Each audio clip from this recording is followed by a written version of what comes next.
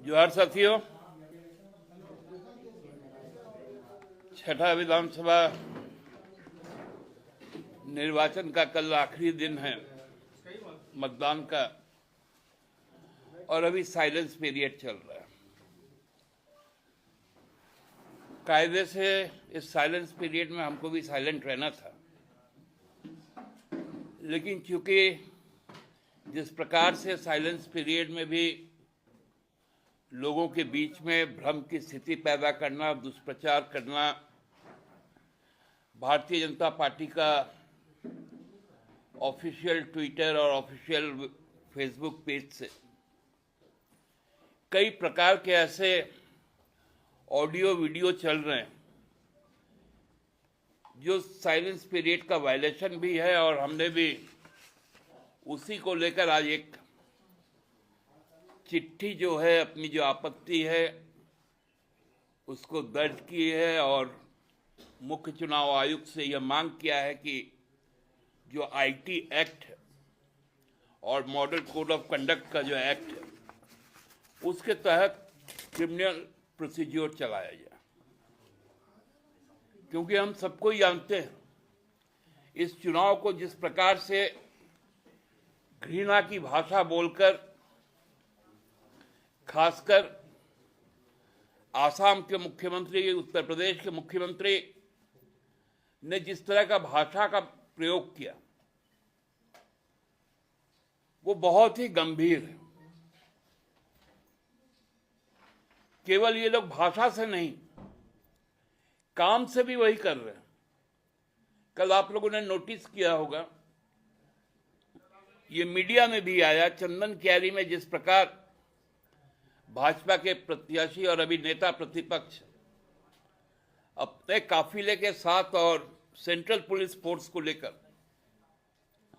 वहां आतंक मचाया, लोगों से मारपीट की, लोगों को जबरन गाड़ी में उनको बैठाया गया। ये चीजें बहुत खतरनाक रूप लेते जा रही हैं, और भाजपा अब लगता है कि चुनाव को बंगाल के तर्ज पे करवाना चाहती है। ऐसा पहली बार ये आपसी कार्यकर्ताओं का जो सौहार्द बना हुआ रहता था उसको तोड़ने का काम किया गया, भाजपा के द्वारा लगातार प्रवोक किया गया। आज सुबह भी देखे होंगे आप लोग, खबर आई दुमका में अग्रसेन भवन है,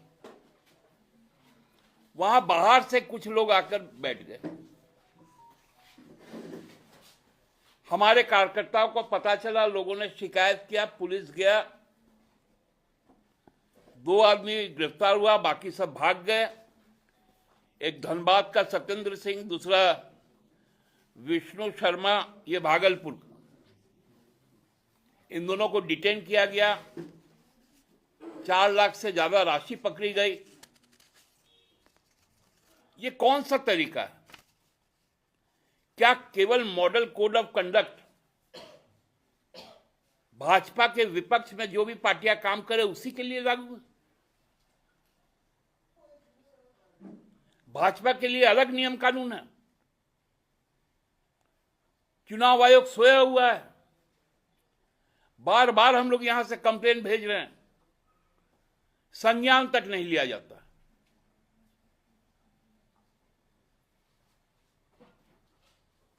पूरे झारखंडी अस्मिता को गाली दिया जा रहा है, विभत्स रूप से उसकी पहचान को मिटाने की कोशिश की जा रही है, और चुनाव आयोग मौन है। खैर, कल का मतदान होगा, भारी संख्या में मतदान होगा। सभी लोग घर से निकले, और पूरे ही जो साजिश रचा गया था, इस साजिश के खिलाफ अपना वोट करें। क्योंकि अब हम लोगों ने एक नया नारा गढ़ा है। वो नारा है विकसित झारखंड गढ़ने की परिकल्पना है, हेमंत के साथ खड़ी मैया शक्ति कल्पना है। धन्यवाद। आपने जैसा आरोप लगाया, लेकिन बाबूलाल जी का थोड़ी देर पहले बयान आया है कि सरकार के जो पदाधिकारी हैं वो भाजपा में कार्यकर्ता के तौर पे काम कर रहे हैं और उन्होंने गुहार भी लगाई है सीसीआई से और ये भी कहा है कि हमारी सरकार बनेगी तो ऐसे लोगों पर कार्रवाई। आप बताइए, पूरा का पूरा यहाँ प्रशासनिक महकमा चुनाव आयोग के अधीन काम कर रहा है। हम लोगों ने महाराष्ट्र का डीजीपी हटाने को कहा था, आपने उनको हटाया नहीं। जब बाध्य होकर चुनाव के 7 दिन पहले वहां का डीजीपी हटा, आप हमारे जिलाधिकारी को हटा देते हैं, आप हमारे पुलिस कप्तान को हटा देते हैं, राज्य के पुलिस महानिदेशक को हटा देते हैं। आप ही का तो फरमान चल रहा है। आप जिसको चाहते हैं, जो कार्रवाई होना है सेंट्रल एजेंसी से, उसका एक आगाम ट्वीट आपके सांसद का आ जाता है।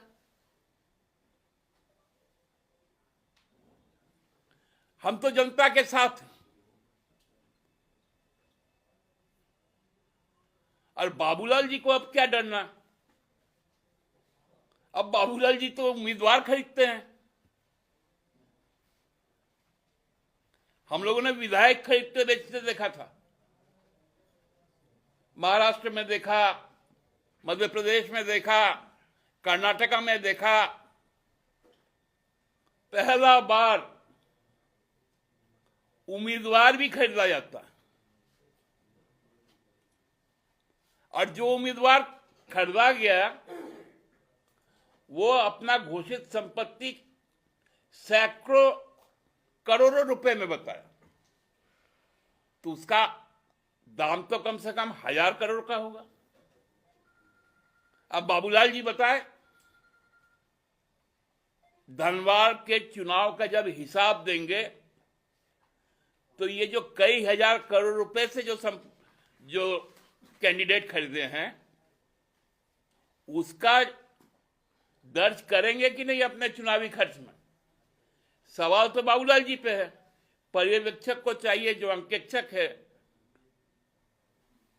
जो एक्सपेंस का जो ऑब्जर्वर है, उसको निरंजन राय जी का जो खर्चा है अभी तक का चुनाव का, उसको भी ऐड कर देना चाहिए। उनको जो मिला होगा उसको भी ऐड कर देना चाहिए। उनको जो मानसिक प्रताड़ना हुई होगी उसका भी कंपेंसेशन ऐड हो जाना चाहिए। और बाबूलाल जी का खर्च, ये सारा मिला के कई 1000 करोड़ रुपए केवल एक विधानसभा का बाबूलाल जी के ऊपर में खर्च दिखना चाहिए। लेकिन आप लोग भी तो मदद कर रहे हैं बाबूलाल को वहाँ पे, क्योंकि मुस्लिम कैंडिडेट खड़ा कर दिया है, उम्मीदवार यही तो झारखंड मुक्ति मोर्चा हिंदू और मुसलमान नहीं कर पाया। झारखंड मुक्ति मोर्चा मूलवासी और आदिवासी कर पाया। और हिंदू को लेकर किसने बयान दिया? योगी। नहीं, आपने मदद वहाँ की ना, वहाँ पे तो वोट अशोक जी, मैं आपको कहूं, ये प्रायोजित प्रश्न आपको जहां से मिला है उनको कह दीजिएगा आप पे इन्वेस्टमेंट बंद करें। नहीं तो ये मेरा मैं आपसे बहस नहीं कर रहा हूं। मेरा वहां अधिकृत उम्मीदवार निजामुद्दीन अंसारी है। हम चुनाव जीतने के लिए चुनाव लड़ रहे हैं। आप यादव और हिंदू और इस तरह का बात मत करें। ये पूरे पत्रकार फ्रेटर्निटी के लिए मेरा एक सलाह होगा, ऐसे सवालों को एंटरटेन होना आपके लिए शर्म की बात है। लेकिन आपके भी तो धन्यवाद। वो पत्रकारों से मारपीट कर रहे हैं। N4 News Bharat।